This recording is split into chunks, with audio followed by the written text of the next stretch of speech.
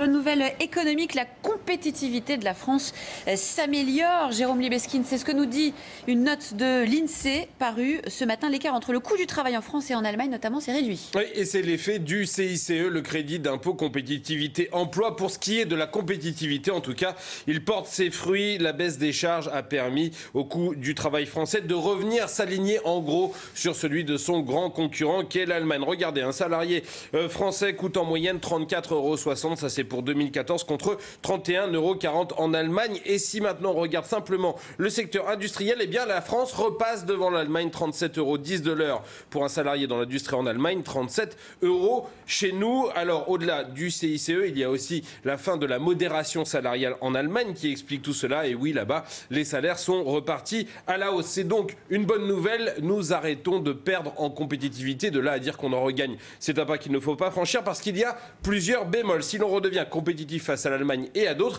eh bien on ne l'est toujours pas face à l'Italie ou à la Grande-Bretagne qui sont aussi deux grands concurrents industriels. Par exemple, l'usine de Nissan la plus rentable au monde se trouve à Sunderland en Grande-Bretagne. Nous, on en est loin. Et puis, il y a la concurrence des pays récemment entrés dans l'Union. Regardez, en Hongrie, un salarié coûte en moyenne 7,30 € de l'heure contre 34,60 € en France. En Bulgarie, c'est 3,80 €. Alors évidemment, on ne boxe pas dans la même catégorie, on ne fabrique pas la même chose, on n'a pas les mêmes valeurs ajoutées. Il n'empêche, et l'autre bonne molle, c'est que si le CICE a redonné un peu de compétitivité, eh bien le E pour emploi, lui, n'arrive toujours pas à faire redécoller la machine. Pourquoi ? Eh bien parce que les entreprises françaises n'ont pas assez confiance et le mouvement, avant qu'elles ne se mettent finalement à embaucher massivement, promet d'être encore assez long. Tout cela, cela coûte cher à la France, ça fait redécoller la compétitivité, mais pas l'emploi.